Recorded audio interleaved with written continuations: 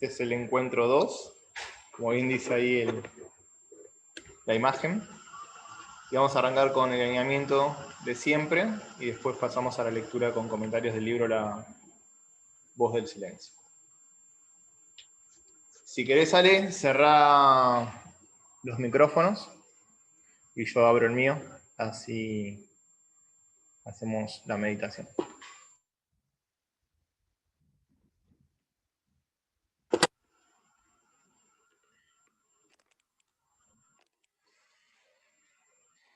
Bueno, gente, espalda recta, relajamos el cuerpo, aflojamos las tensiones, cerramos los ojos y enfocamos la atención en el entrecejo.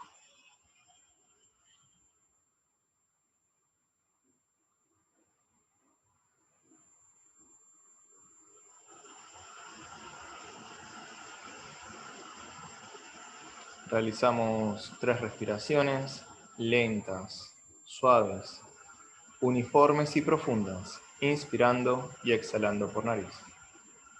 Comenzamos.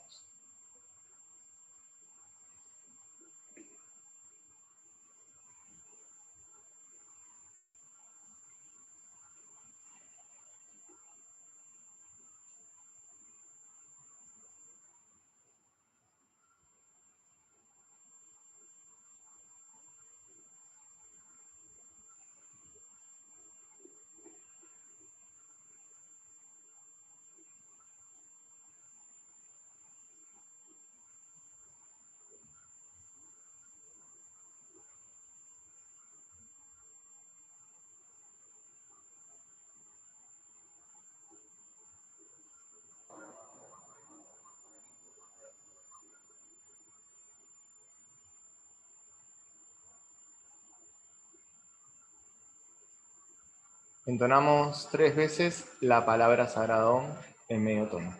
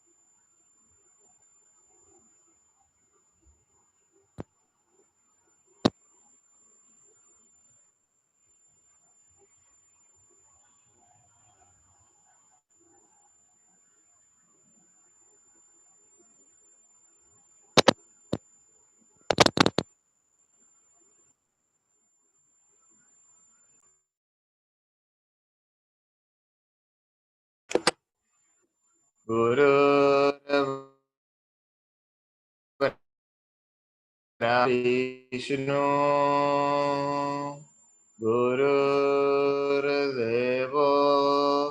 Mahesvaraha Gurur Sakshat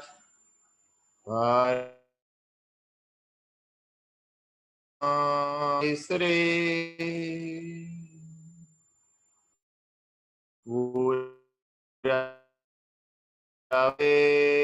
Namaha.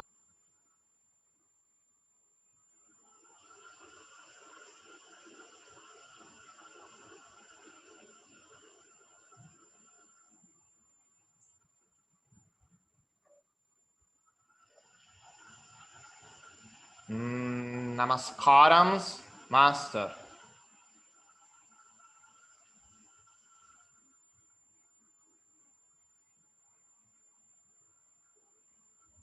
Namaskarams, Master. K, B, K.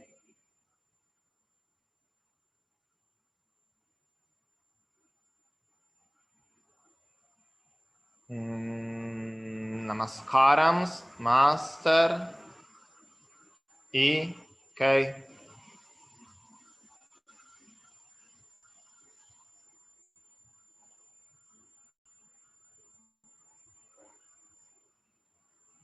Namaskarams, Master.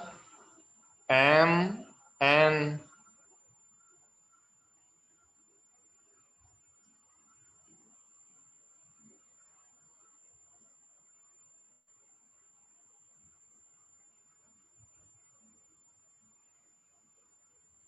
Namaskarams, Master. C, B, B.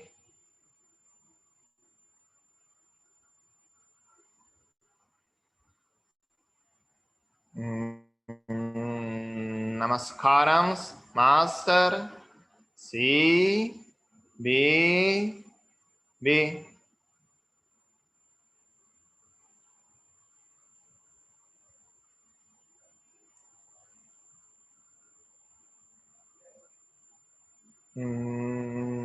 Namaskarams, Master. C, B, B. To your lotus feet.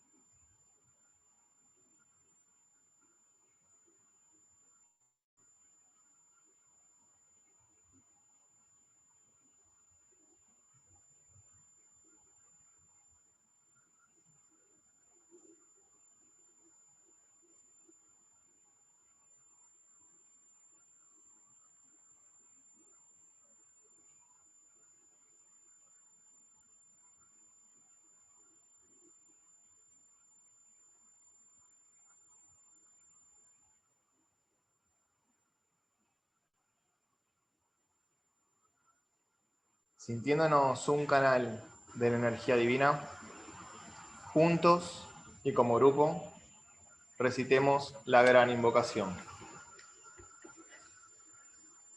Desde el punto de luz en la mente de Dios, que afluya luz a las mentes de los hombres. Que la luz descienda a la tierra. Que la luz descienda a la tierra.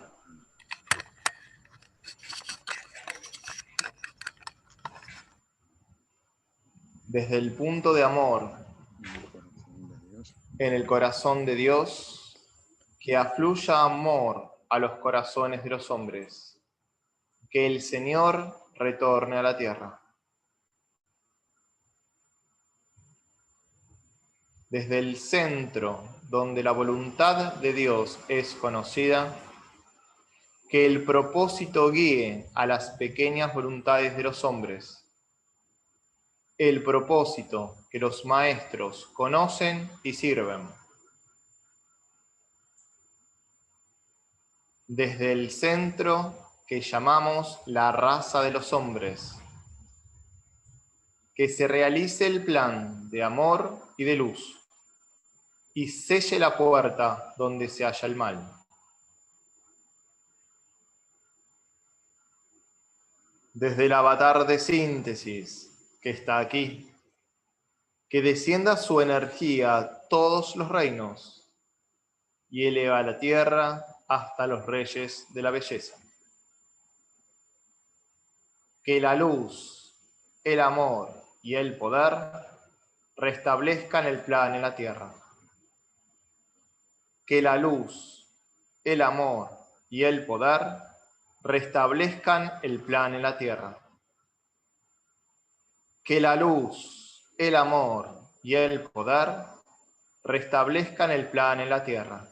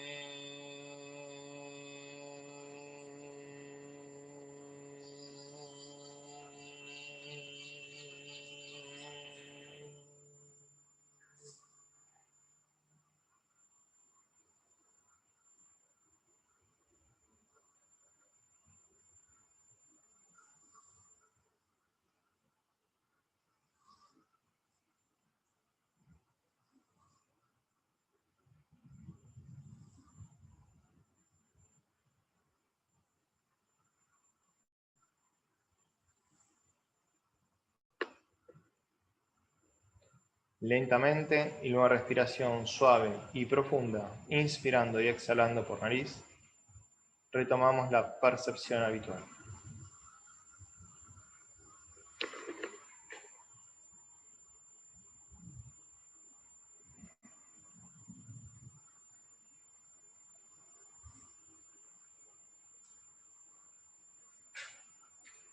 Bueno, gente, bienvenidos a los que se fueron sumando. Hoy es la segunda reunión de este nuevo ciclo. Que vamos a empezar a leer La Voz del Silencio. La semana pasada una breve introducción y la lectura del prefacio.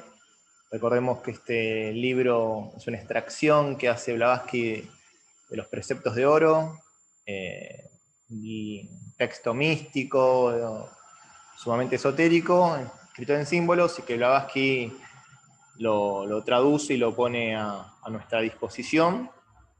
Y es, como ella dice, una enseñanza para los pocos, para los místicos, entendiéndose místicos en términos ocultistas, más que... o sea, en términos ocultistas dentro del contexto del que habla el maestro tibetano, ¿no? No tanto como a veces se lo suele relacionar el místico con un aspecto más devocional, sino con aquel que estudia las leyes de la naturaleza y las aplica en su vida, y a través de eso, en su vínculo con las formas. Ahí bien dice, investigar las leyes no aplicadas en la naturaleza y los poderes latentes del hombre, como el tercer objetivo de la sociedad teosófica, y está asociado entonces este libro a eso, ¿no? A desarrollar los poderes latentes del hombre y su aplicación práctica en el medio. Y ese es el trabajo del ocultista, ¿no? El trabajo del ocultista, que hemos dicho la otra vez, es el que toma la forma como medio de investigación, es un científico del mundo oculto, del mundo esotérico, del mundo invisible, y no solo investiga en sí mismo, sino en la vida latente en las formas, e interviene en ese trabajo. Recordemos que el ocultista fue místico en el pasado, es como dentro del contexto que lo plantea Blavatsky, este místico, en realidad es el ocultista, que que en un pasado remoto, distante o no tanto, desarrolló sus fuegos internos, su divinidad interior, tomó en contacto con esta fuente y a partir de ahí entonces progresó y aplicando las leyes de la vida a sí mismo y a la naturaleza, entró en una dimensión más profunda del sendero. Sobre información al respecto, compartimos en el grupo, así que los que están en el grupo pudieron haberlo leído.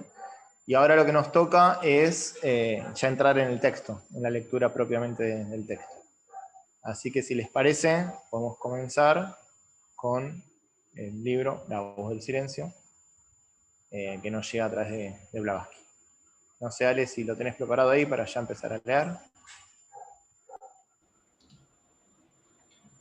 Sí, Seba, por ahí podemos terminar de repasar muy bien la buena introducción que hiciste, porque se envió bastante material en la semana, y vos enviaste bastante también sobre la constitución septenaria del hombre, ¿no?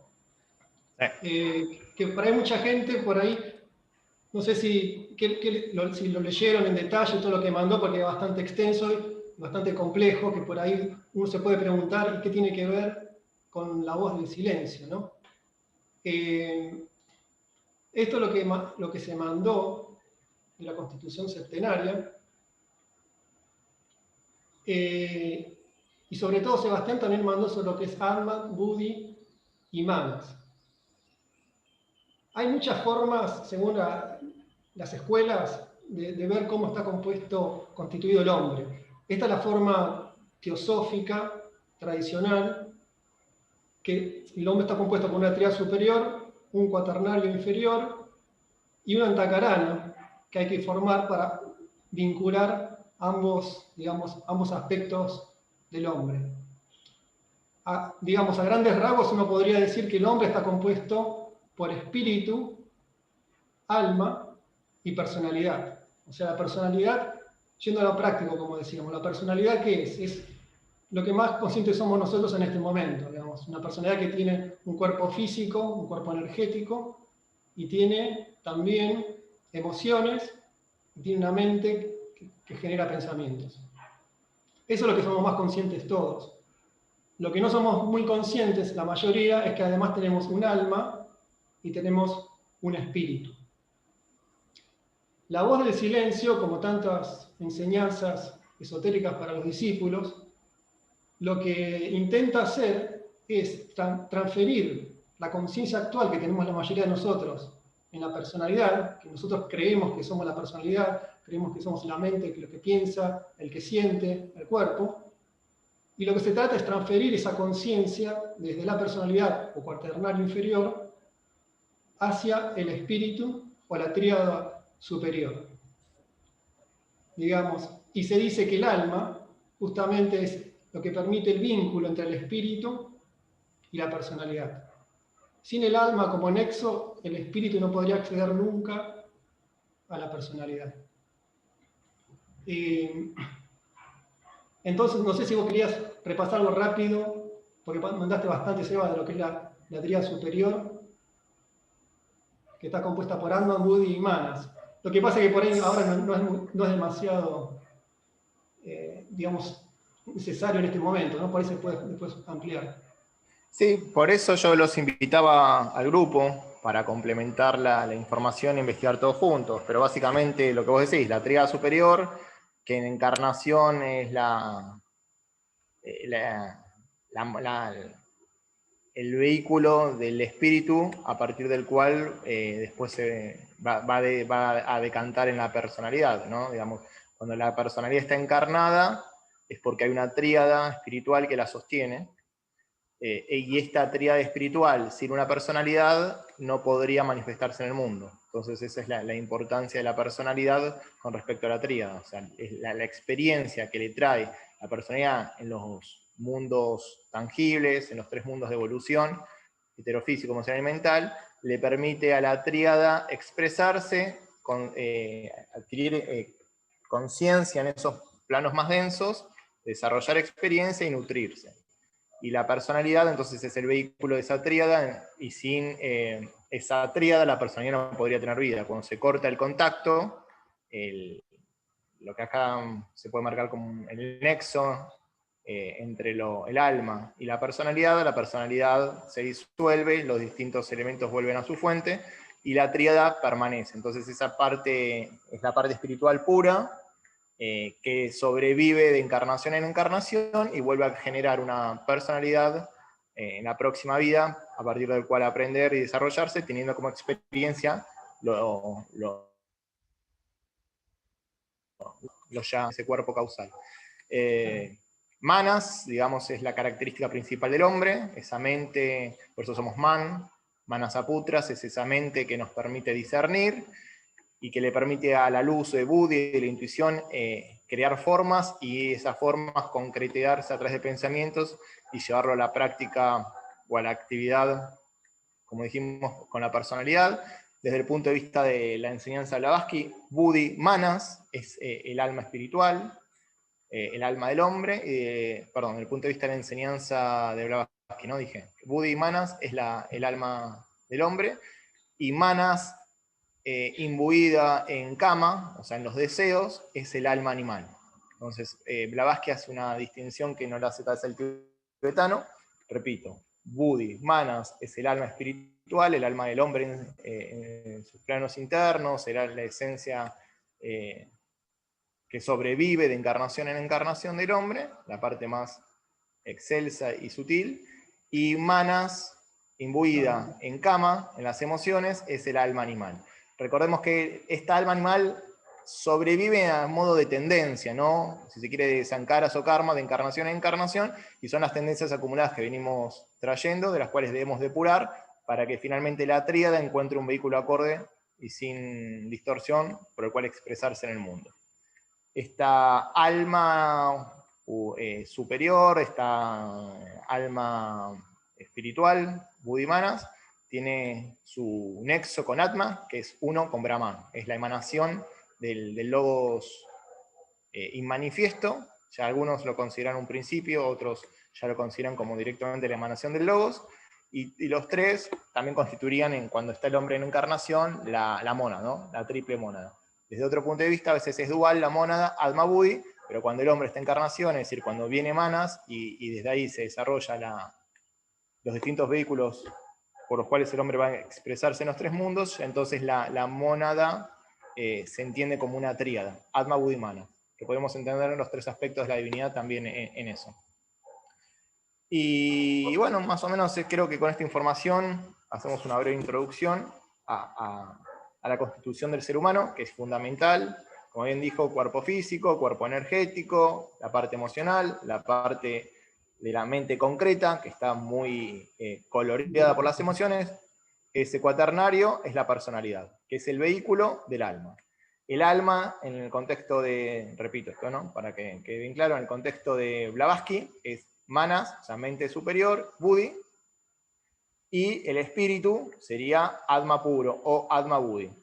Los tres, cuando el hombre está en encarnación, se puede entender como la triple mónada, que encuentra entonces a través de una personalidad un instrumento por el cual manifestarse en el mundo. El desafío nuestro es que esa personalidad sea lo más pura, lo más sintonizada con lo superior, para que el espíritu encuentre un canal acorde en el plano físico, emocional y mental, es decir, en el mundo de evolución humana. Ese es todo. Claro, la que primero tiene que tomar el dominio de la personalidad es el alma, ¿no? El alma, que es el aspecto intermedio, es la que toma dominio de la personalidad, que la personalidad sería el vehículo del alma en este plano físico, emocional, mental, denso, ¿no? Y después el espíritu, a su vez, puede, a través del alma, acceder a los mismos mundos. Tal cual. Lo único detalle que para los que están más acostumbrados al tibetano, el concepto de alma a veces difiere un poco, aunque es el mediador entre el espíritu y la personalidad.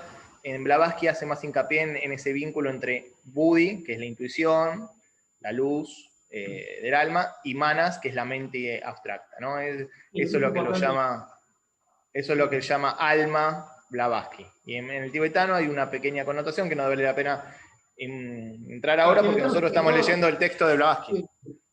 Claro, sobre todo el tibetano habla del alma como ego en el mana superior, digamos, sería en este nivel. Pero bueno, eso ya serían más detalles que, bueno, no importa. Lo importante, lo general que queda de esto, que es importante de la conformación del hombre, es que tenemos un espíritu, un alma, una personalidad. Actualmente somos conscientes prácticamente nada más que de la personalidad, aunque tenemos destellos por ahí del influjo espiritual. Y el objetivo de todas estas enseñanzas es justamente eso, o sea, es avanzar en el camino evolutivo, que es salir del mundo físico y retornar al mundo espiritual. Y salir, digamos, de la cadena de reencarnación, de los ciclos de encarnación y desencarnación. Así que bueno, empezamos. ¿Me permite un comentario? Sí, dale. Recién Sebastián nombró el septenario, ¿no es cierto? Los 7 cuerpos del hombre, desde el punto teosófico. Alejandro nombró una palabra que se llama antakarana. Habló del yo superior, yo inferior, y nombró la palabra antakarana. Es importante esa palabra.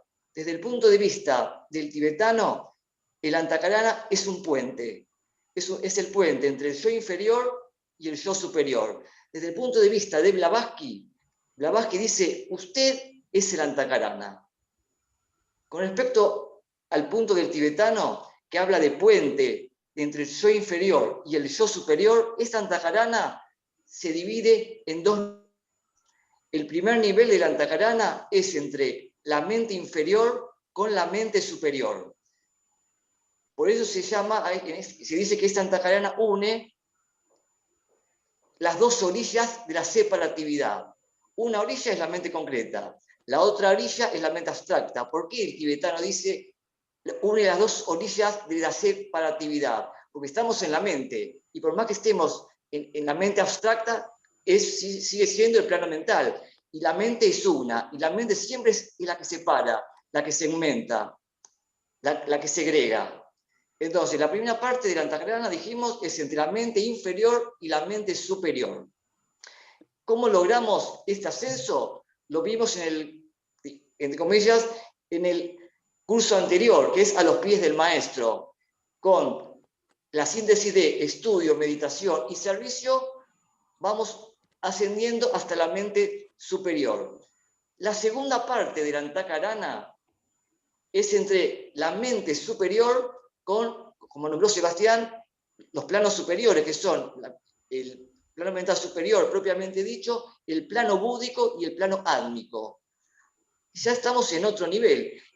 ¿Por qué quiero nombrar este antakarana superior? Porque ahí comienza a oírse la verdadera voz del silencio. En la primera parte de la antakarana son escuchamos las voces del alma a través del estudio, meditación y servicio, también a través de la meditación, uno tiene inspiración, uno puede llegar a tener momentos de iluminación, de inspiración. Pero son voces superiores, digamos que uno empieza a tomar contacto con el alma.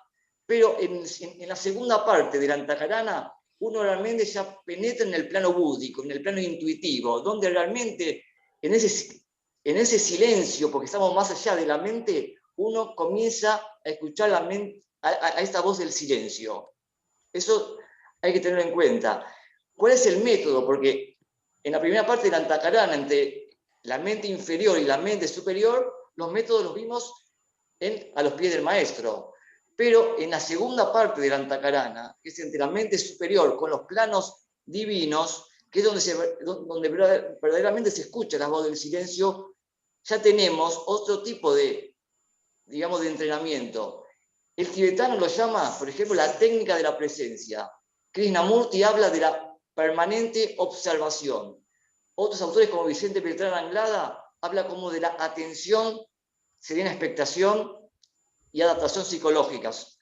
O sea, quiero decirte porque la voz del silencio se empieza a encontrar recién en la segunda parte de la Antakarana. A los pies del maestro nos lleva hasta la mente superior. Con la voz del silencio, este libro lleva al discípulo un paso más, que es escuchar verdaderamente la voz del silencio que está en el plano búdico recién, que es el plano intuitivo, el plano donde la mente se silencia. Todo este libro lo que busca es penetrar en esta segunda parte de la Antakarana. Tengamos presente esto. Si querés agregar algo, Ale, Eva. No, está muy bien, Ale, muy bien. Está perfecto. Podríamos, si se quiere, entender como el silencio Atma y como la expresión de ese silencio, la voz del silencio a Budi. Y Manas, direccionándose a Budi, es escuchar esa voz del silencio que emana de Budi y el silencio entendiéndolo como el trasfondo o Atma. Podría ser también una lectura. Muy bien. Bueno, empezamos con el libro, ¿les parece? Arrancamos. Entonces el prefacio lo leímos la otra vez, ya lo comentamos bastante. Y arrancamos con el verdadero libro propiamente dicho. Acá van a ver ustedes que yo le puse número a cada uno de los, puede ser párrafos, sutras, estanzas, o como quieran llamarlo. Hay versiones inglesas que siempre están la numeración, y que para el estudiante, para los que estudian esto habitualmente, que lo tienen de consulta, es muy necesario, ayuda mucho, como la Biblia que tiene los versículos numerados, o como cualquier otro texto, para ubicar enseguida los conceptos que se quieren mencionar. No he visto versiones numeradas en castellano, por lo menos digital, así que bueno, esta la estoy poniendo a mano para que después lo podamos comentar y consultar con mayor precisión. Entonces, empezamos. Fragmento 1.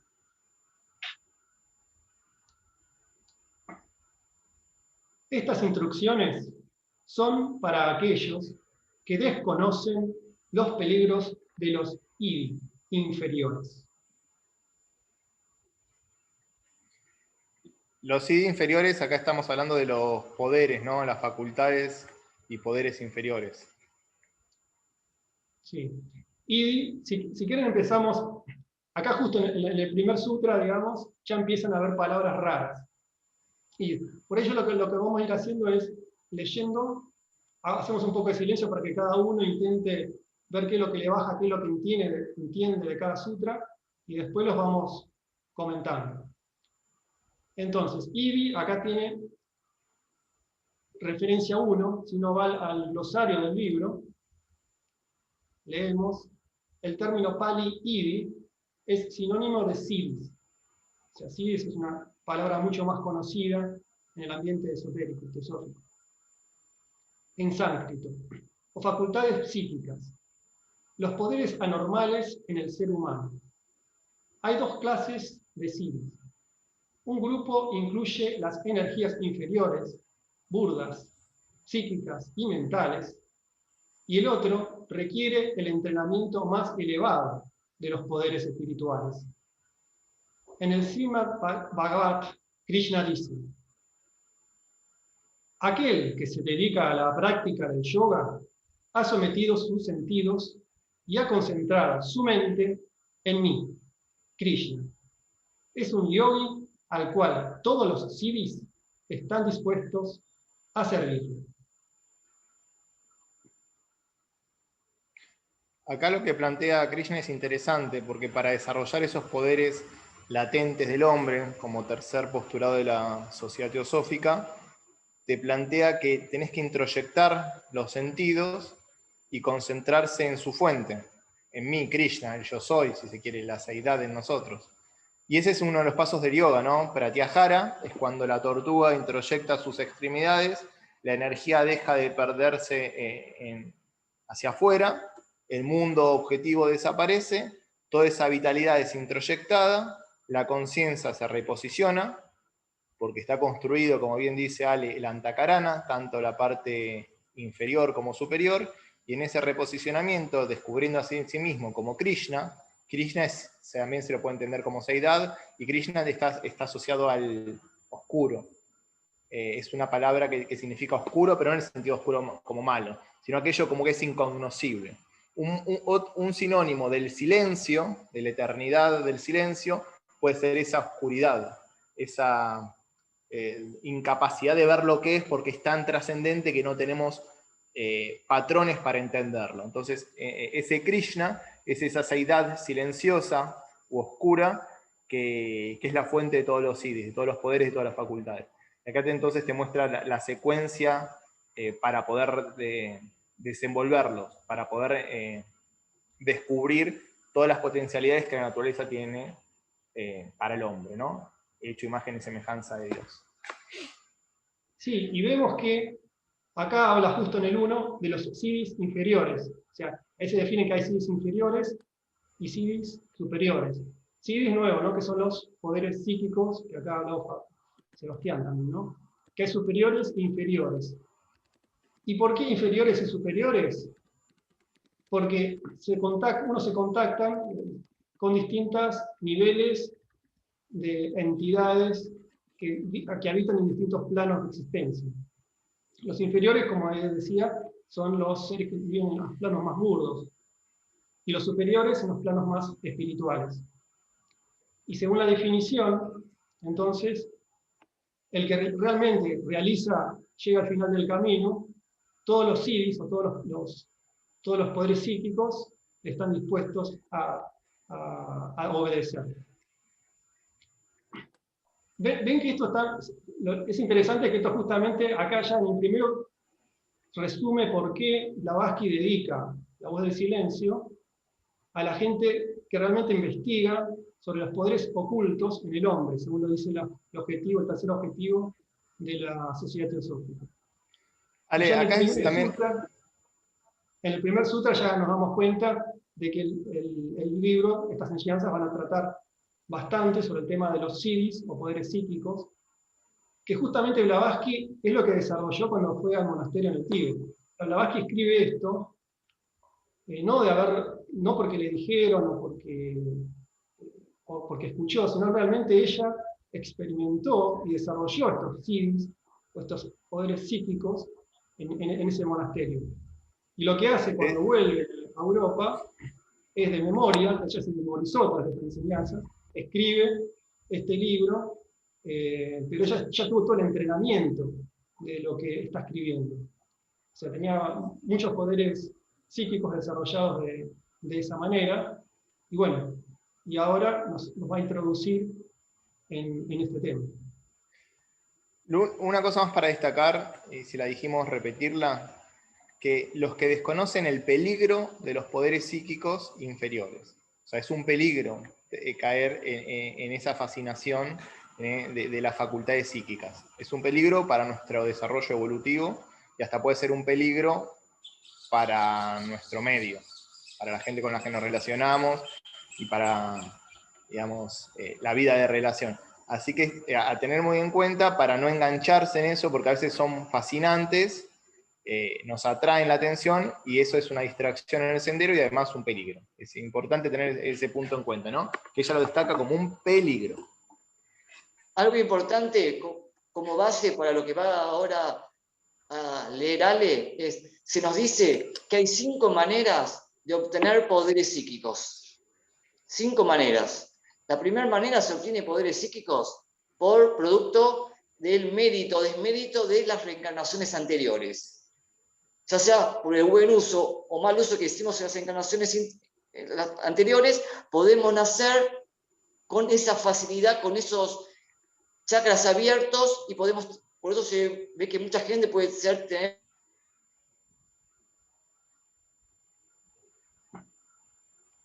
Se cortó, ¿no? Ale, se cortó. Nos quedamos con la duda de las 5 formas de desarrollar los poderes. Bueno, Ale, vuelve cuando pueda. Desarrollar los poderes y restablecer la conexión. Lo más importante se fue interrumpido. Bueno, pero eso ¿por qué? Porque son peligrosos. Entonces a veces nos enganchamos en esos poderes psíquicos y los maestros no quieren que nos enganchemos en los poderes psíquicos. Quieren que desenvolvamos la conciencia y los poderes vienen como añadidura. Buscad el reino del cielo y su justicia y lo demás se le da por añadidura. Dice, bueno, esas cualidades inherentes al alma o al espíritu se dan por añadidura cuando nosotros buscamos el reino de los cielos y su justicia. Por eso lo que habló él del primer método es por el mérito. Bueno, el mérito es las virtudes. En la medida que nosotros desarrollamos las virtudes, se nos son conferidos esos poderes. ¿Se acuerdan cuando leímos a los pies del maestro? También nombraba sobre el tema, el peligro de caer en estos siddhis inferiores, y que cuando nosotros estemos preparados, y sea para un bien mayor, entonces el maestro nos va a entrenar y va a colaborar, nos va a abrir la puerta a esas facultades y poderes.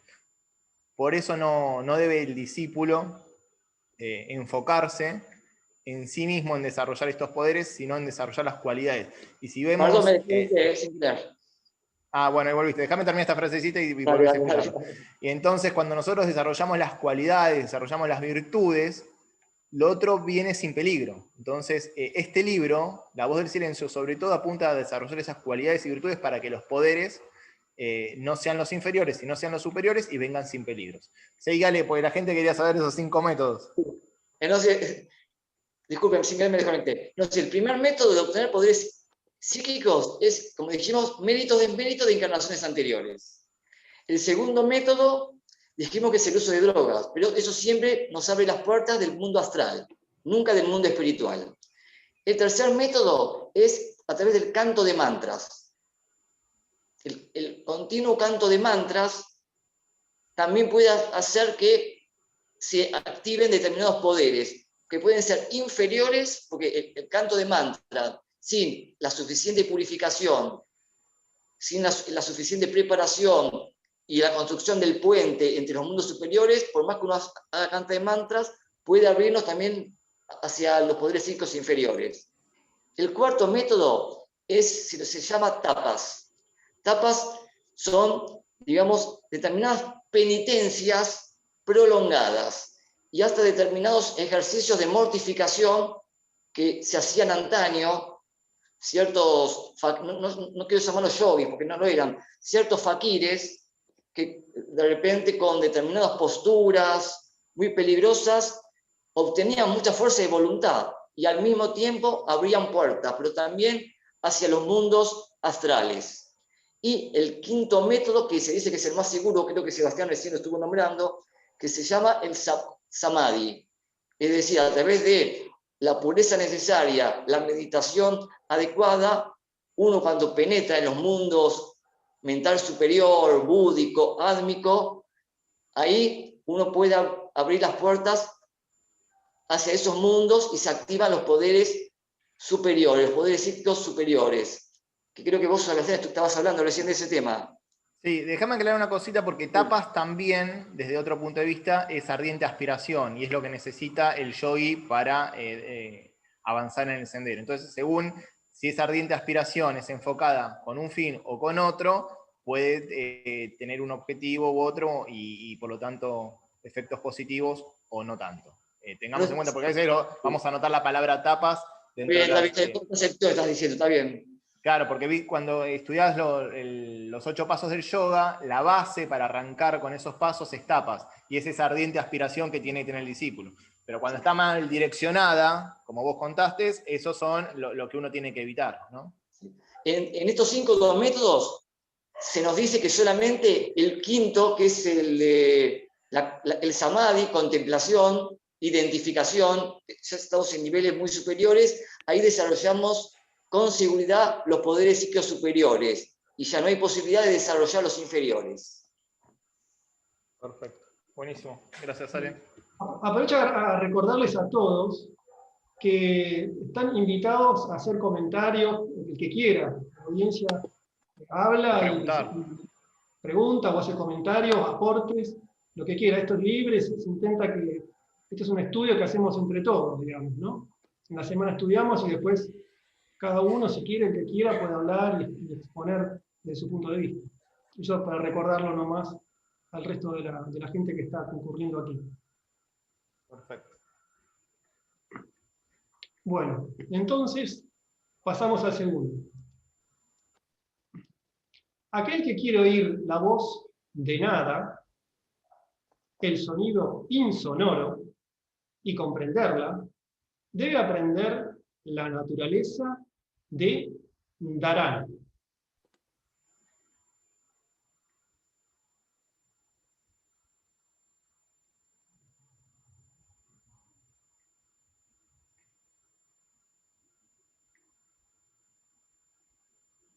Supongo que vas a buscar la palabra dharana, Sí. así que Lo prefiero... primero es, acá ya tenemos otras dos palabras en sánscrito. Nada, que no es nada en castellano, es nada, la palabra sánscrita, y dharana, que es otra de las palabras sánscritas. O sea, acá vemos también que estas palabras, Blavatsky en la versión inglesa también están así, en sánscrito. La Blavatsky les deja en ese idioma porque no tiene mucha traducción, o sea, si no tendría que poner toda la definición. Son palabras originales en un idioma que no tiene traducción literal, generalmente en los idiomas occidentales como el nuestro. Por eso es que deja estas palabras en sánscrito en el medio de los sutras. Entonces lo que nos queda es ver la definición de cada uno. Vamos a ver lo que significa nada. Dice, la voz insonora o la voz del silencio. Literalmente hablando, quizá pueda interpretarse como la voz en el sonido espiritual. Como nada, es el equivalente sánscrito del término sensa. Es la voz Voy a del buscar en el silencio. glosario.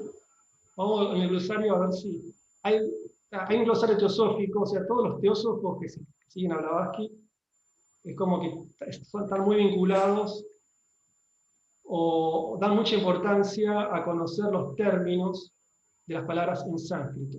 Y la misma Blavatsky desarrolló un glosario con distintas palabras, no solo en sánscrito, sino también en otros idiomas antiguos, con las definiciones de cada uno. Este glosario se publicó casi después de la muerte de Blavatsky.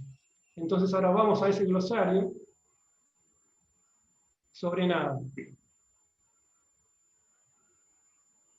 Y en realidad acá ven que en el glosario es prácticamente la misma definición que se Sí, da... de hecho lo sacaron de ahí. Dice voz del Sí. silencio 1. Sí. Lo que tal vez para una versión cristiana sería el verbo, ¿no? Esa voz del silencio. Cuando hablamos del verbo en los evangelios de San Juan, y el verbo era Dios, y el verbo estaba con Dios, en el principio era el verbo, podemos entender ese verbo como la voz insonora, la voz del silencio. Y de otro punto de vista, también entenderlo como el Om, ¿no? El sonido que trajo de lo inmanifiesto lo manifiesto y que sostiene a toda la creación. Otro modo de entender esa voz del silencio. Sí. Y lo interesante, por ahí también lo que se puede ver, que también se puede ver como la voz del sonido espiritual, ¿no? Que por ahí se entiende más. La voz en el sonido espiritual. Es en realidad el objetivo final del libro este, ¿no? Los poderes el objetivo final es escuchar esa voz del silencio, que en sánscrito se llama esa voz del silencio Nam.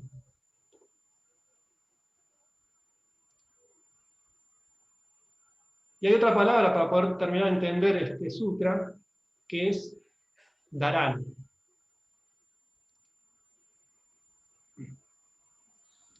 Dharana por ahí sí lo podemos leer directamente del glosario, porque ahí sí está un poco más extenso en el glosario.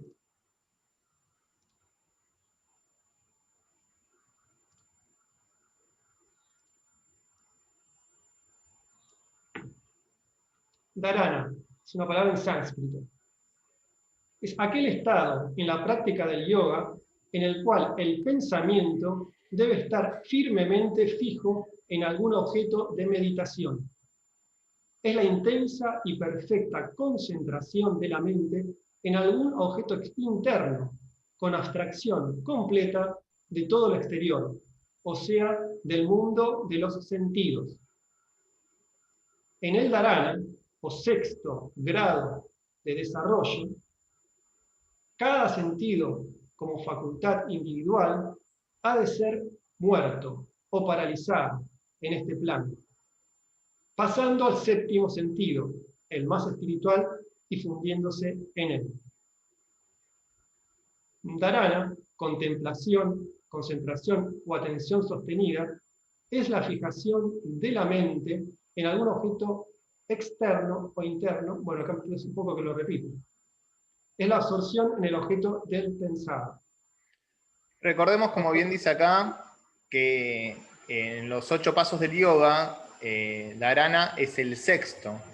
Esa concentración nos va a llevar a la meditación, que es Dhyana, que está nombrando, y la meditación nos va a sumergir en el Samadhi, que es la fusión de la individualidad en el todo, en su estado más profundo, y esa expansión que brinda la síntesis. Entonces nosotros tenemos que trabajar en Dharana. Yo ahora puse una diapositiva para explicar eso lo que estaba diciendo, pero lo que podemos hacer es volver a leer el sutra para entenderlo ahora con estos conceptos, y después seguimos con eso, con la diapositiva, así que hablamos sobre la diapositiva. Dale.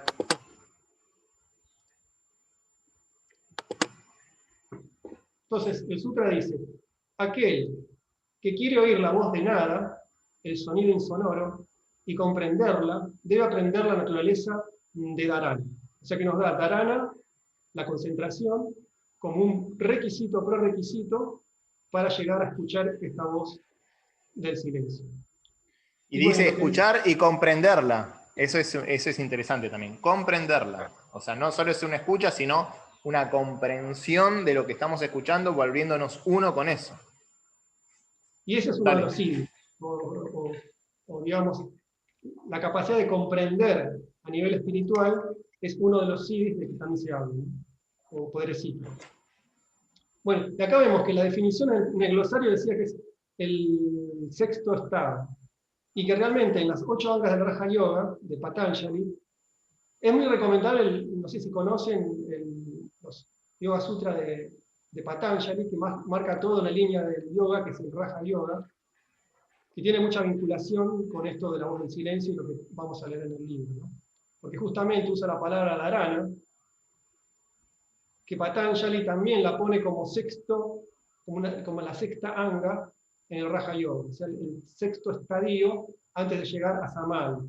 Acuérdense que Ale les nombró recién que una de las 5 maneras, la quinta manera de llegar a escuchar esa voz del silencio o adquirir, entrar los siddhis superiores, es a través de Samadhi, que es el 8º paso, la 8ª anga en el Raja Yoga de Patanjali, que también lo acaba de mencionar en el glosario de abajo.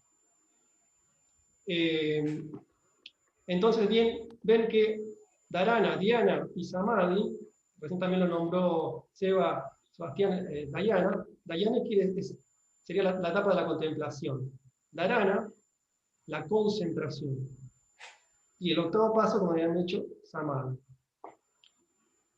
Estos 3 últimos pasos se llaman samyama, y que digamos, están relacionados con el dominio del cuerpo mental. Samyama, o en realidad Samyama se lo suele pronunciar más. Samyama, perdón por la pronunciación. Lo que es interesante ver acá, que el libro arranca directamente en Dharana. La voz del silencio se mete directamente, empieza por lo menos con el Dharana, que sería recién el sexto paso en el Raja Yoga de Patanjali. Y es importante tener en cuenta lo que son los pasos previos, que por ahí no se mencionan en la voz del silencio, por lo menos por ahora, para realmente poder practicar dharana con la concentración con eficiencia, ¿no?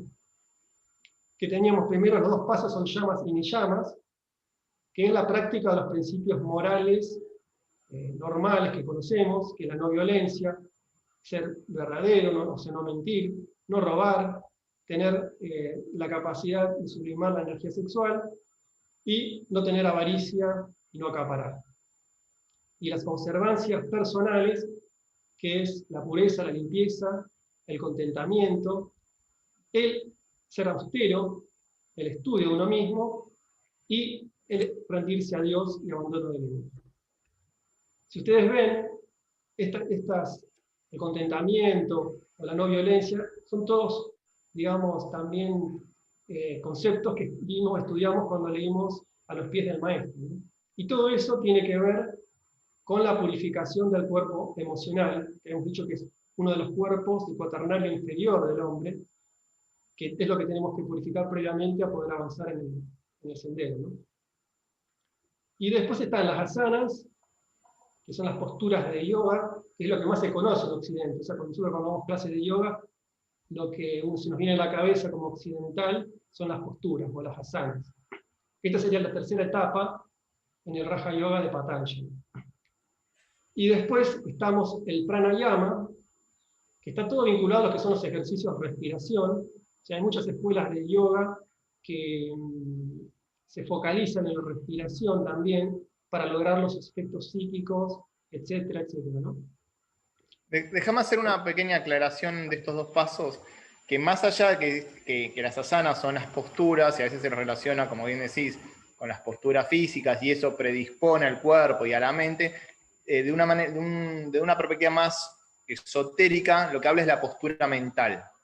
Esa postura mental necesaria para entrar en pranayama, y aunque pranayama también está, como bien decís, vinculada a la respiración, a los ejercicios de respiración desde cierta postura, desde una mirada más ocultista, tiene que ver con el control de los aires vitales, y entonces el contacto con la pulsación y la pulsación sutil, que son la base de la respiración. Y el trabajo entonces con los 5 pranas. Entonces hay una perspectiva de la que vos bien dijiste, sale vinculada a las posturas físicas y a la respiración, pero un modo de entenderlo, si se quiere, más esotérico, que tiene que ver con la postura mental y el contacto vía la regulación del prana con la pulsación, que nos permite elevarnos hacia los chakras superiores.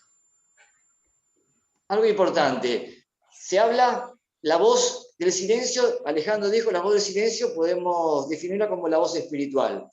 Y acá en el libro nos dice que recién en Dharana, que es el sexto paso, uno puede introducirse a la voz del silencio. ¿Por qué? Acá quiero hacer un comentario y pido una reflexión entre todos, porque hay que discernir mucho cuando se escucha la voz del silencio.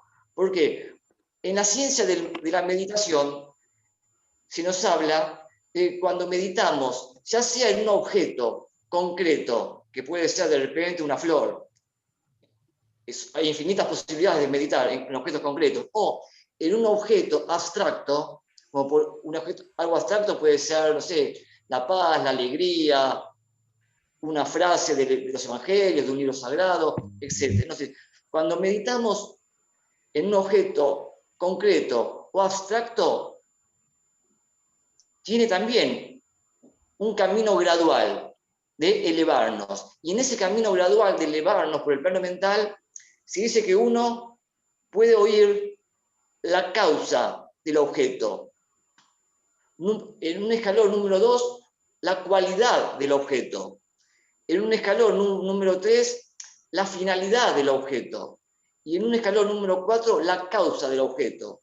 ¿Qué quiero decir con eso? Que, por ejemplo, cuando hablamos de la forma, el paso número 1, que es la forma del objeto, uno cuando medita va obteniendo información del objeto meditado, por ejemplo, de los 5 sentidos. Nuestros 5 sentidos van obteniendo información en el primer nivel del objeto que decidamos para meditar. O sea, recibimos información de un plano sutil.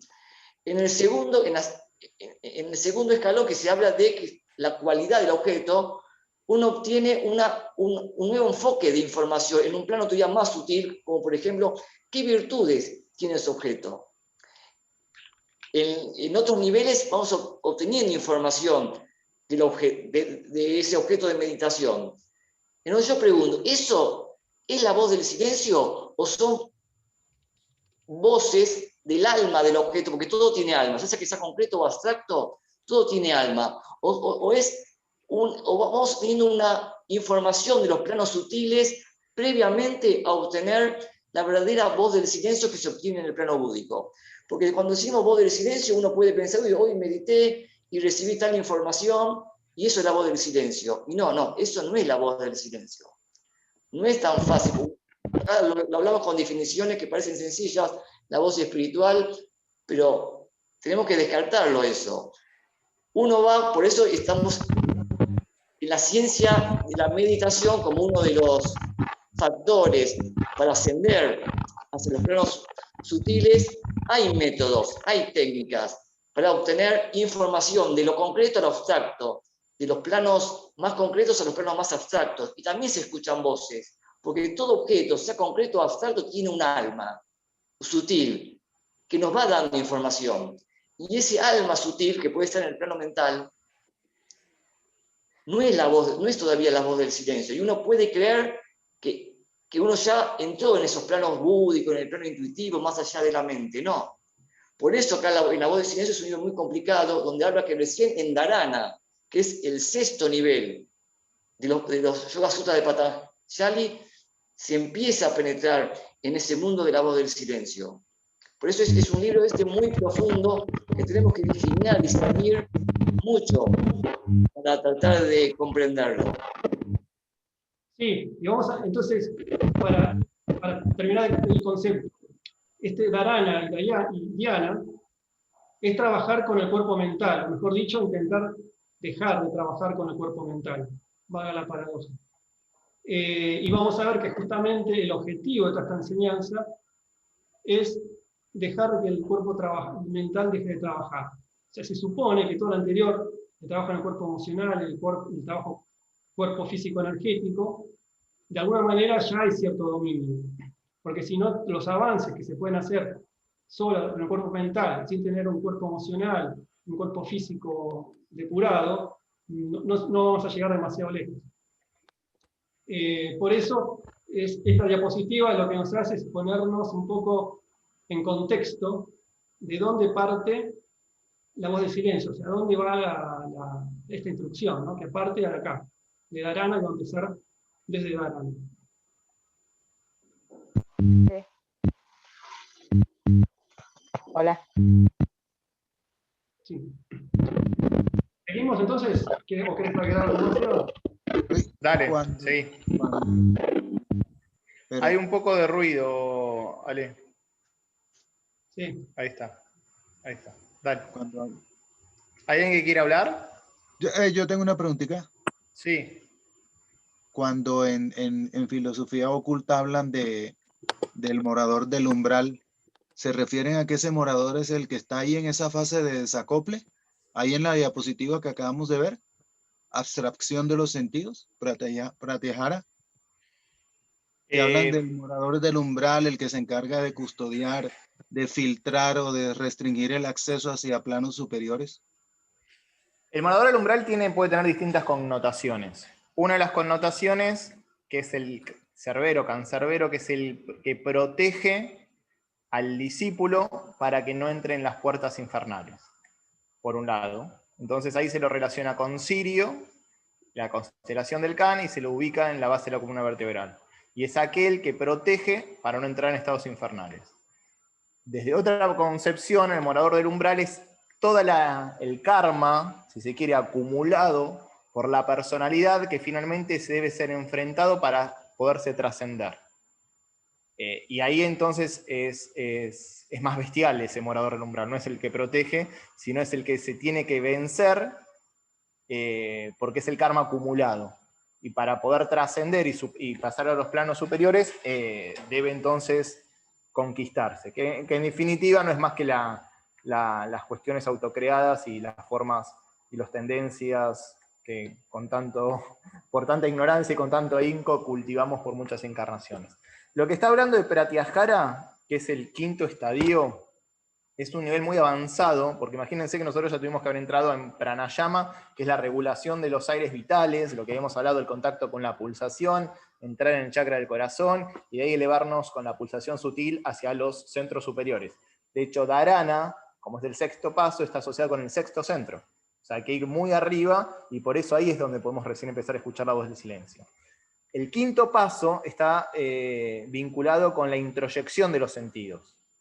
Entonces, más que, vamos a entender, en el sentido, el morador del umbral ahí desde otra perspectiva, no tanto como lo hablan los textos esotéricos, sino como que nosotros que tenemos que atravesar el umbral de nuestros sentidos que nos llevan hacia el exterior, para en esa introyección de esa energía ir a su fuente, a la mente, y de la mente se replica a su fuente superior, que es Buddhi.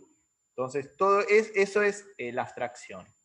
Y eso es Pratyahara. Cuando nosotros, como la tortuga, introyectamos los sentidos, entonces el mundo objetivo, que en un punto puede entenderse como el umbral, porque es el que el umbral en el sentido, el morador del umbral en el sentido más negativo, el que nos condiciona, el que nos ata, el que no nos deja ver la realidad, desaparece, y nosotros reconocemos la luz subjetiva del alma.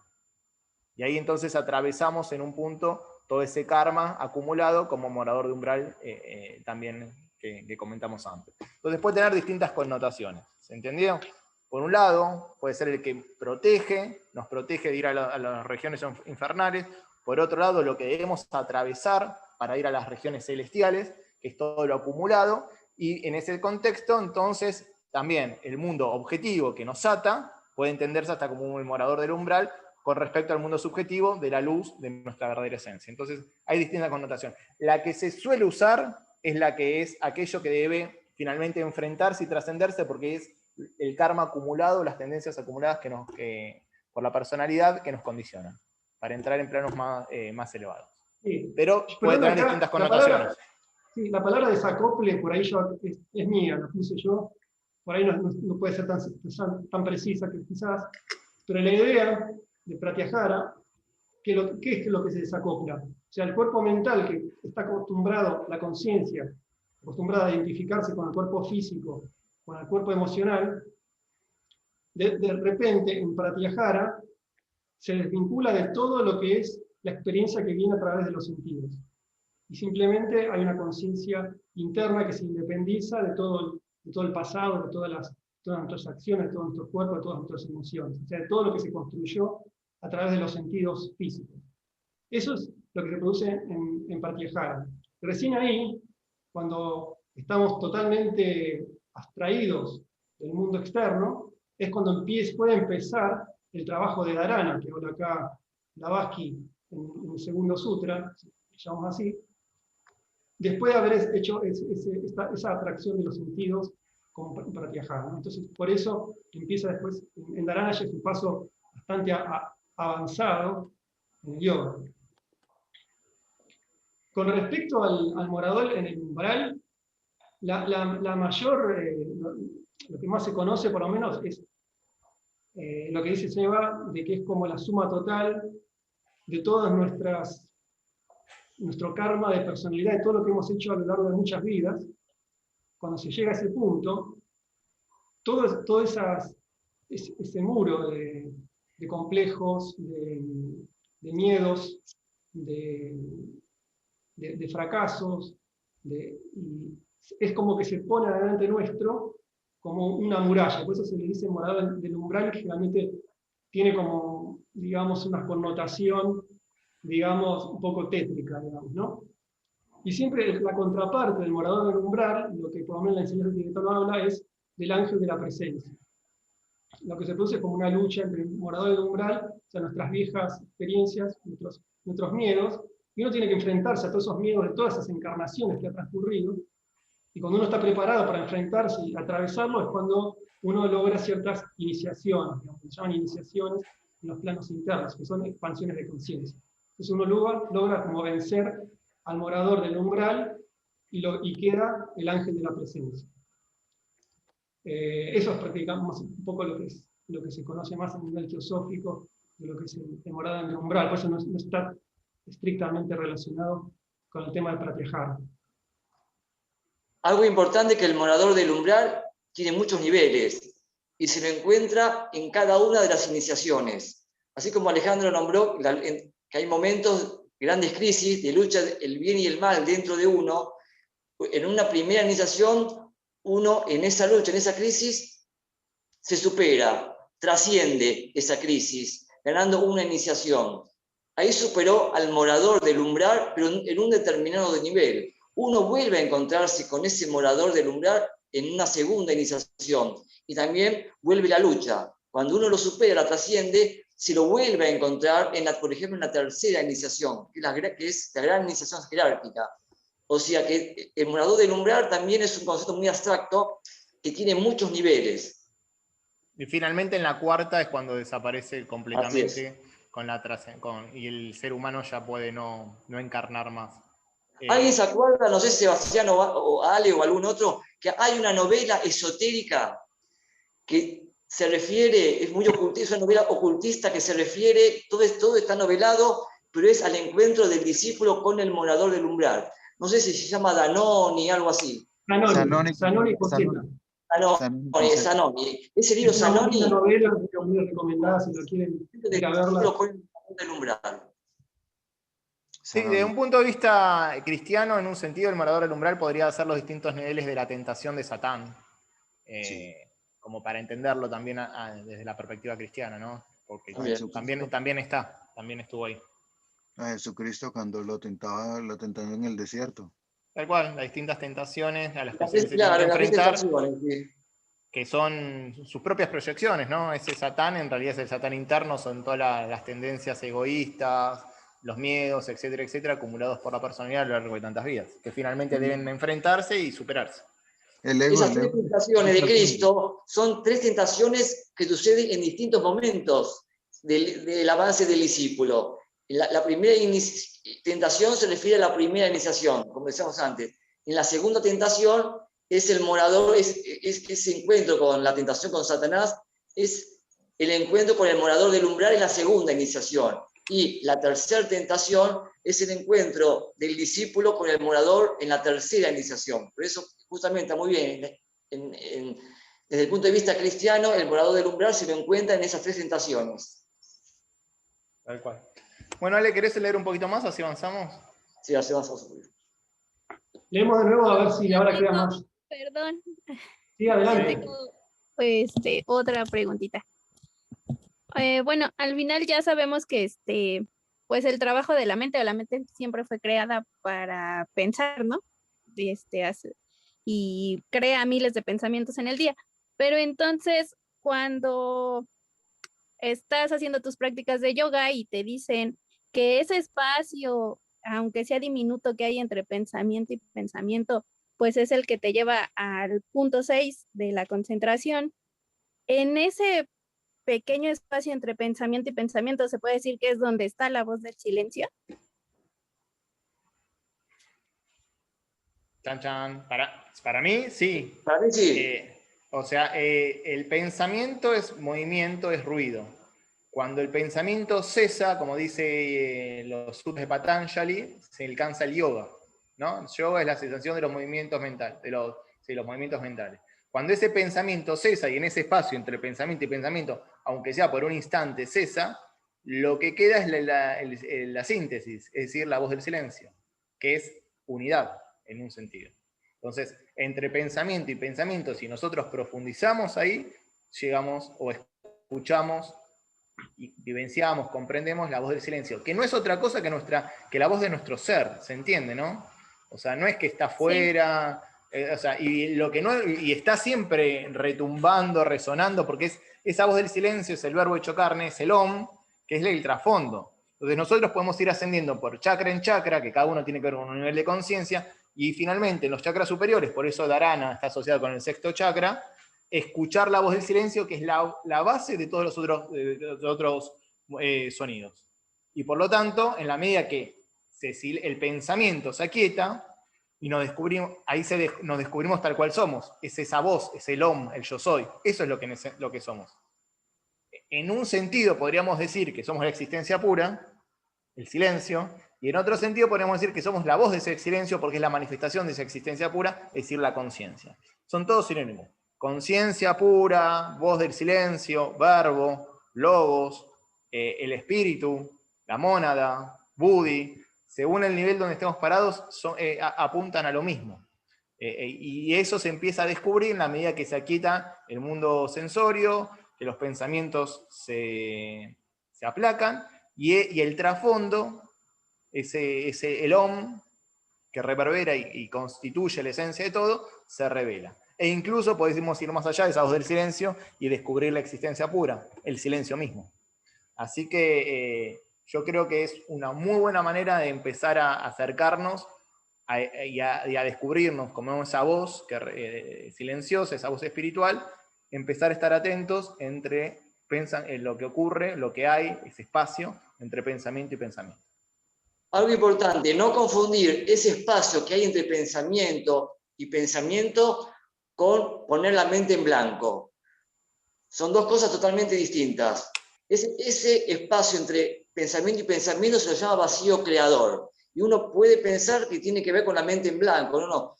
Poner la mente en blanco no tiene absolutamente nada que ver con ese espacio vacío que se encuentra entre pensamiento y pensamiento. Porque en la mente en blanco uno tiene la mente... Es peligrosísimo porque uno tiene la mente pasiva. En la mente pasiva uno puede abrirse a cualquier tipo de entidad, baja o alta.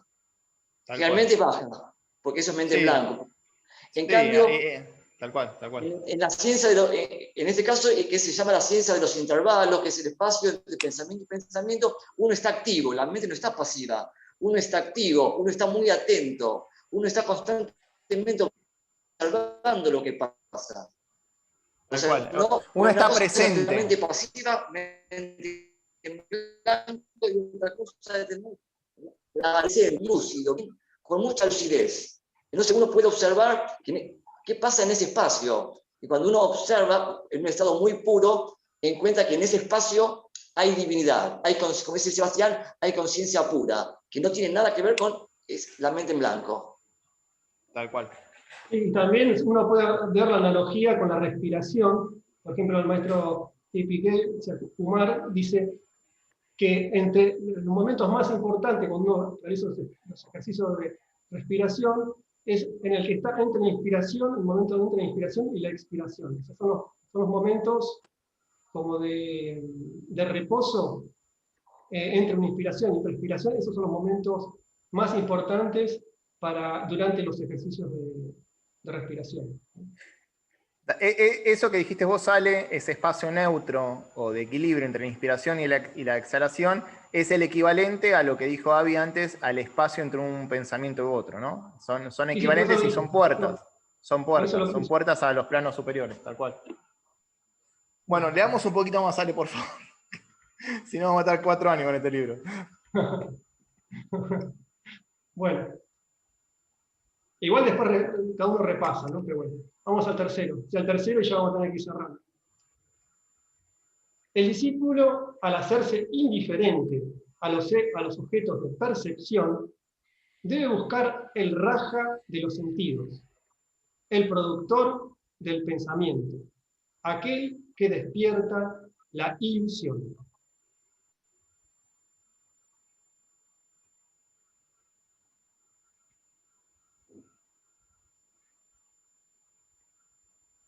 Acá como modo un aporte. Nuevamente podemos poner, acá se puede interpretar que de alguna manera está mencionando el pratyahara anterior, ¿no? Que justamente el pratyahara es la abstracción de los sentidos, y acá la está describiendo nuevamente. Claro, el raja de los sentidos y el productor del pensamiento yo lo vería como el ego, ¿no? Yo Lo que también, le es dice, el ego en este caso. lo que le dice Buda cuando se le presenta y le dice, arquitecto, tú no volverás a construir otra casa. Es la ilusión de creernos separado, que esa es un poco la descripción que tiene el ego, esa conciencia localizada. Si está localizada, significa que está dividida de la totalidad. Y ese raja de los sentidos es esa construcción ficticia, pero a la cual estamos identificados, a la cual podemos llamar ego o personalidad, o yo inferior, o no yo, desde otro punto de vista, o conciencia localizada. Porque los sentidos alimentan esa concepción, ¿no? Esos sentidos que nos hacen ver como el mundo externo a nosotros, alimenta la ilusión de la separatividad, que en última instancia es el único pecado. Todo viene a partir de esa ilusión, de la separatividad, que es la ignorancia, ¿no? La ignorancia nos hace creer separados, el creernos separados genera todo el conflicto, ya sea en nuestra vida o lo proyectamos en el mundo, y de ahí el sufrimiento, y después el sufrimiento también se transforma en maestro para darnos cuenta que eso era una ilusión y que creamos un mundo de separatividad y de dolor a partir de algo que no existe. Que lo real, como va a marcar acá abajo, es la síntesis, es la unidad, es la vida una. ¿Por qué lo llama rey de los sentidos? Porque necesitamos muchísimas encarnaciones para liberarnos. Es tan complicado liberarse que para nosotros es algo gigantesco, tan difícil, que nosotros lo consideramos como el rey. Por eso, pero en verdad, cuando se dicen los grandes iluminados que a medida que se van acercando a este pseudo rey de los sentidos, resulta que es algo muy chiquitito, es en miniatura. Pero para nosotros, que necesitamos tantas encarnaciones para liberarnos de la ilusión, de esta separatividad, lo llamamos el rey, pero en verdad es una ilusión. Para el iluminado dice que ese rey de los sentidos nunca existió, en verdad, pero eso lo vamos a ir profundizando. Hay varias cosas que decir al respecto. Así es. Bueno. Una pregunta. Hacer un comentario, pues ya vamos a tener que ir haciendo el cierre. Sí, nada, la pregunta era si esto tiene que ver con esa entidad que se conoce también como Yama o Mara. Yama es el dios de la muerte en el panteón hindú, y desde ese punto de vista es Plutón en la astrología y es un hijo de Shiva, entonces se lo puede entender como el que en realidad nos trae la trascendencia de la ilusión de la muerte. Por eso Yama, Niyama, Pranayama es regulación. Nosotros a través de la regulación podemos trascender la muerte. Entonces son distintos niveles de regulación. Entonces desde ahí no sería parte de la ilusión, sino de aquel que nos permite dar muerte a la ilusión, entendiendo de un modo, de una perspectiva más esotérica, a Yama. Repito, Plutón en la astrología, y Plutón en la astrología es un Saturno más profundos. Saturno es el maestro, el que nos trae, digamos, el karma y las restricciones para a partir de la paciencia y la maduración poder trascenderlas. Bueno, Plutón trae eso mismo a nivel más profundo, más intenso, por eso su recorrido alrededor del Sol es mucho más extenso, tarda más años, es más profundo, y Yama es el Plutón de la astrología, repito. Entonces, desde esta perspectiva no lo veo como aquel que perturbe, sino es aquel que nos desafía, ¿no? Ahora, Mara, en el budismo, sí es la encarnación de la ilusión. Ahí sí es más claro, porque es el que se le aparece al Buda y le trae los distintos engaños con los que los quiere volver a traer al samsara, ¿no? Que les presenta las mujeres bellas, se les presenta la guerra, y él transmuta todo eso y finalmente lo tiene cara a cara. Ese Mara asume la forma de él mismo, porque es su personalidad, su ego construido a través de tantas vidas, ese sentido de separatividad que trae esa ilusión de la conciencia localizada, que finalmente debe trascenderse porque no tiene existencia real. Y entonces ahí sí, a Mara lo vemos... El umbral que recibe el cielo, ¿no? Estaría relacionado con el morador del Claro, umbral. bueno, en ese punto también, ahí está. Tendría puntos en contacto con ese guardián del umbral, porque es en definitiva la personalidad de ese guardián del umbral. aquello que construimos a lo largo de toda la vida, que son tendencias, son creencias, son patrones, eso es la personalidad. Y que se repiten, y eso es lo que nos ata a la ilusión. Entonces ese Mara estaría asociado desde un punto de vista al guardián del umbral, a la personalidad, a lo que nos separa, a lo que nos hace creer que somos el cuerpo, que somos lo que sentimos y que somos lo que pensamos. Y ese es el Mara del budismo, que finalmente le dice el Buda cuando toca como testigo a la tierra, que nunca más, arquitecto, nunca más construirás tu casa en mí. O sea, trasciende la ilusión esa. Y digo Gracias. ilusión porque no tiene existencia real. Bueno, vamos cerrando entonces, ya se hizo la hora. Dejá la última frase para pensar la próxima. O sea, como que quede en silencio y que quede para pensarla. Léela y la dejamos ahí, que es muy interesante.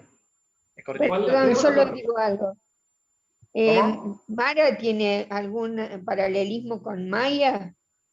También puede tener un paralelismo con Maya, porque Maya tiene que ver con la gran ilusión que la madre divina, digamos, proyecta y nos hace caer en esa creencia, en esa ilusión de la separatividad, ¿no? ¿La madre qué hace? La madre divina, es decir, el aspecto femenino de la deidad. Proyecta y vela. Bueno, esa proyección es la manifestación y ese velo es la ilusión en la que caemos, que nos creemos separados de la vida uno. Desde ese punto de vista también tendría puntos de contacto con Mara. Gracias. De nada. Ale, ¿querés leer la sentencia? Sí, bueno, lee de vuelta el 3 y lee el 4 si se quiere como sentencia, porque esa me está buenísima como para pensarla. Muy dura. El 3 ya la trabajamos un poquito y algo hablamos y la leemos como para cerrarlo, y el 4 como sentencia me parece como para la próxima reunión estaría bueno. El discípulo, al hacerse indiferente a los objetos de percepción, debe buscar el raja de los sentidos, el productor del pensamiento, aquel que despierta la ilusión. La mente es la gran asesina de lo real. ¡Chan! A meditar todo el fin, toda la semana. Toda la semana a meditar en esto. Pero meditemos en la 3 y en la 4, en las dos, porque en la 3 también hay cosas que decir todavía. Sí, hay Sí. mucho para decir en la 1, en la 2, en todas, pero bueno, vamos O sea, avanzando, pues si no. Entre todos, durante la semana, vayamos poniendo material sobre estos dos sutras.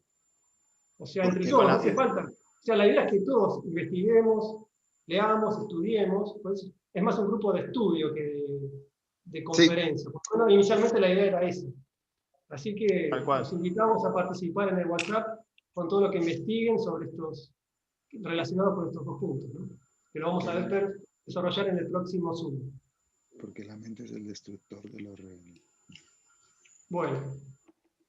Bueno, gente, si alguien quiere hacer un último comentario, una última pregunta antes de hacer el cierre, aprovechemos.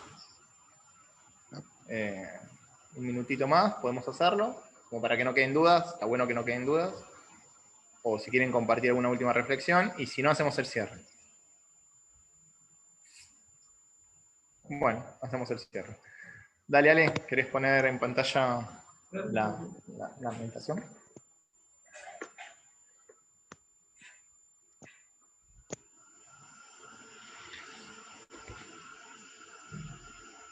Bueno, cerrar los micrófonos por las dudas.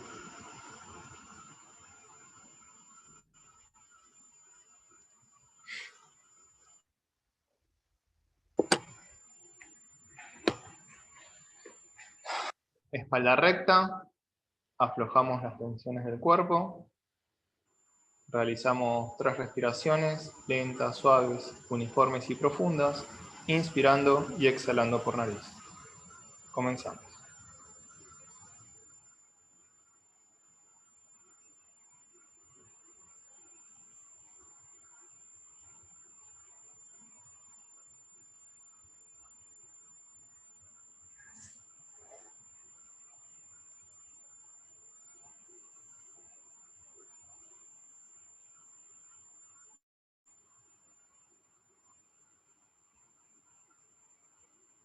Entonamos 3 veces la palabra sagrada Om en medio tono.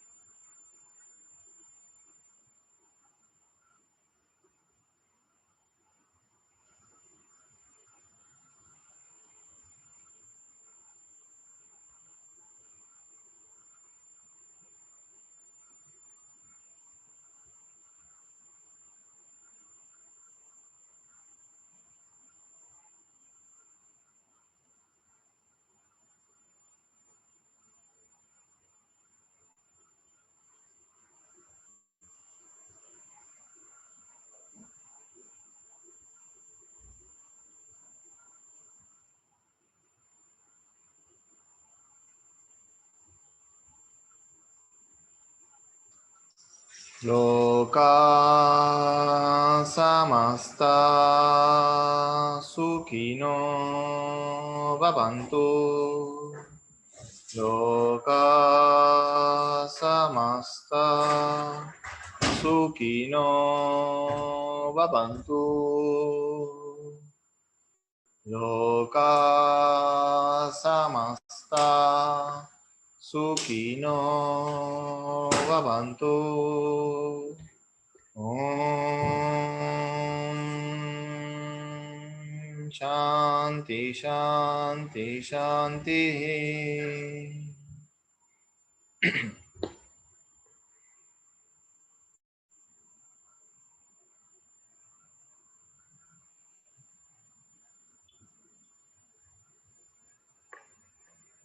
Lentamente, en una respiración suave y profunda, inspirando y exhalando por nariz, retomamos la percepción habitual.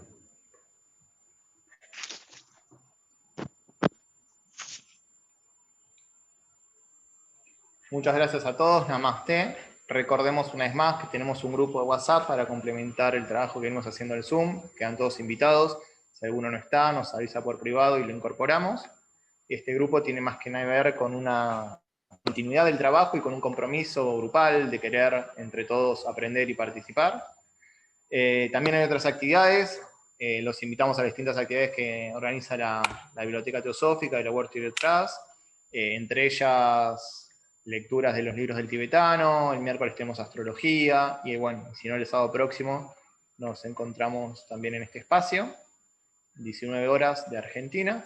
Y así que bueno, le agradecemos a todos la presencia y seguimos en contacto. Darle constancia al estudio, que es uno de los pilares fundamentales para el progreso en el sendero, y desde ahí entonces hacer un buen servicio y aprender juntos, meditando, estudiando, y en la era de Acuario se da, la evolución se da en grupo o no se da. Así que estemos unidos y trascendamos esa ilusión de la separatividad. Gracias. Bueno, gente, muchas gracias. Gracias. Saludos. Chao. En contacto. Linda Buena noche. semana. Hasta luego Igualmente, a todos. bendiciones, que sigan bien. Gracias. Gracias.